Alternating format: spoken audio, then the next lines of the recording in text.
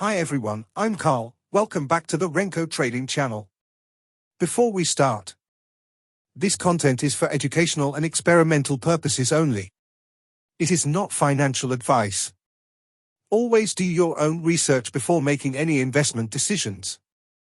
If you want a clean way to follow market trends and stay out of the chop, today's video is for you. I'm going to walk through 5 proven Renko trend trading tips I use to hold winners longer and manage risk with less stress. If you haven't watched my earlier videos on brick sizing or Renko buy and sell signals, check those out first. They'll give you the foundation for what we're doing here. Let's jump right into tip number 1, establish trend bias. Before placing a single trade, you need a directional bias.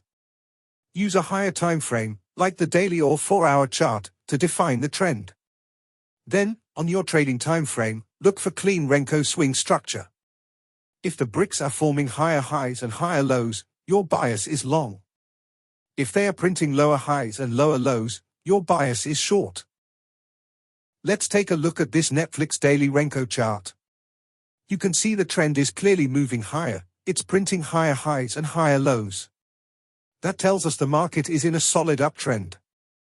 In this kind of structure, you want to follow the trend, not fight it. So the focus here should be on buy setups only.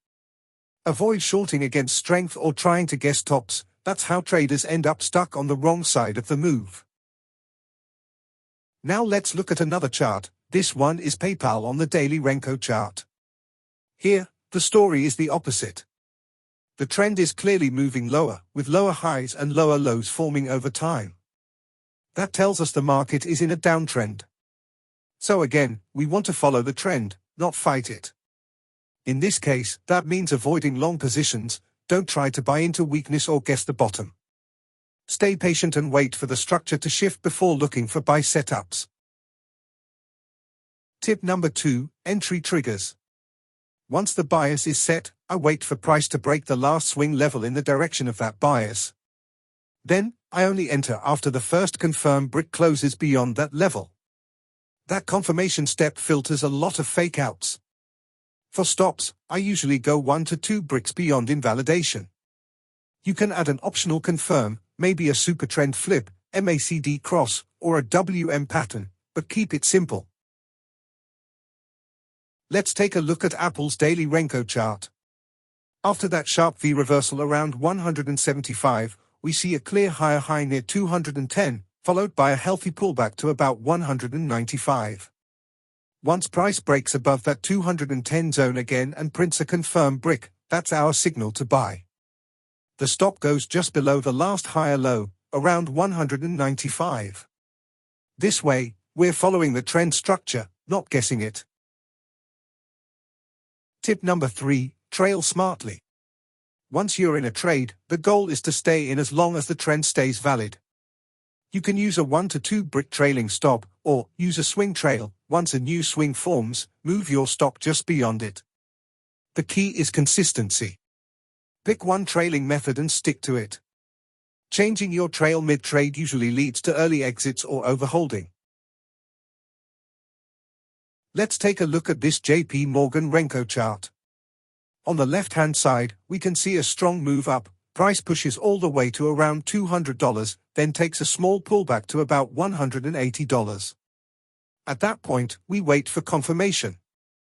Once price breaks back above that $200 area and prints a confirmed brick, that's our buy signal. From there, the trend continues higher, then pulls back again to around $197. That's where we'll place our first trailing stop, just below that swing low. As the stock moves up again and then makes another pullback, roughly around $200 to $210, we'll move our trailing stop up from $197 to somewhere in that $205-210 range. Then we just let the trend do its work. The key here is to follow the structure. We're seeing higher highs and higher lows, so make sure to draw your trend line to help you stay aligned with the move and let your profits run. Eventually, we see a break of that trend line just below $260. That's your cue to review your position. If you're a long-term investor, you might decide to keep holding, but if you're trading shorter term, that's a good spot to consider reducing exposure since the uptrend has technically broken. Tip number 4, scale in and out when you're in a strong trend. Scaling can really help you make the most of it, but only if the price structure is clean. You can add to your position when the chart pulls back and then prints a confirmed brick in the same direction as your trend. That shows the move is still healthy, and you're joining strength, not fighting it. Just make sure you're not adding during chop or when the chart is moving sideways. You only want to scale when the trend is clear.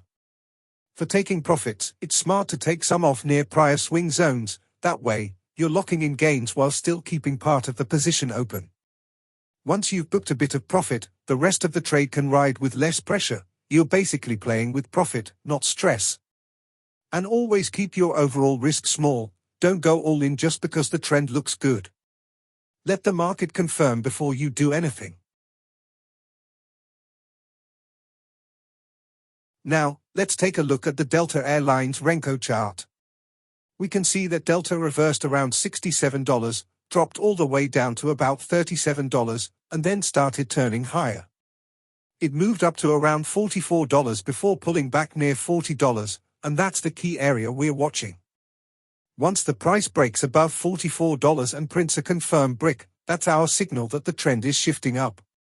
So let's say we buy around $45 once that confirmation shows up. After that, the stock continues climbing, up toward $52 or $53, then makes a healthy pullback to around $47. That's where we can set our stop, just below that swing low, around $46. If price breaks back above $52 or $53 and confirms with another green brick, that's our cue to add to the position. Remember, we're scaling in, not putting all our capital into one trade at once. Then we'll draw our trend line to stay aligned with the move. As long as Delta keeps making higher highs and higher lows, we'll continue following that uptrend. Eventually, when the trend line breaks, that's our signal to review or start reducing exposure.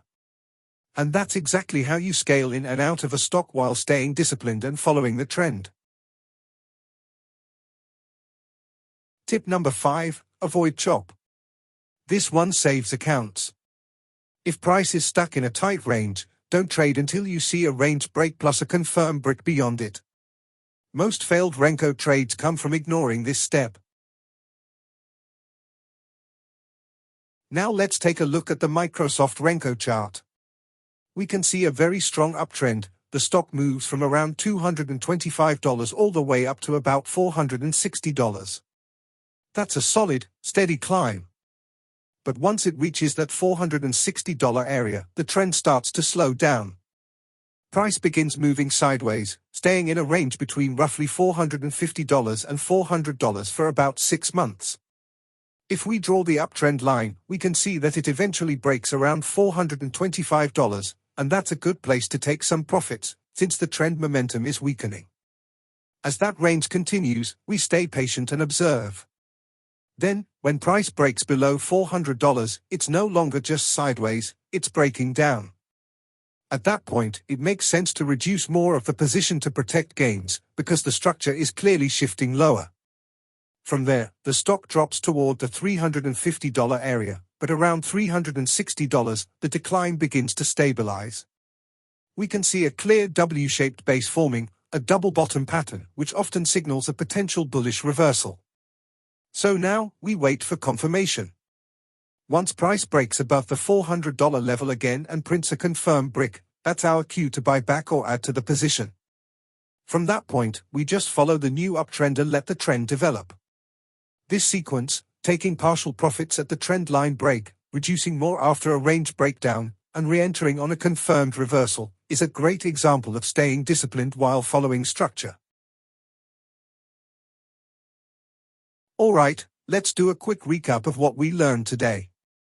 Tip 1. Establish trend bias.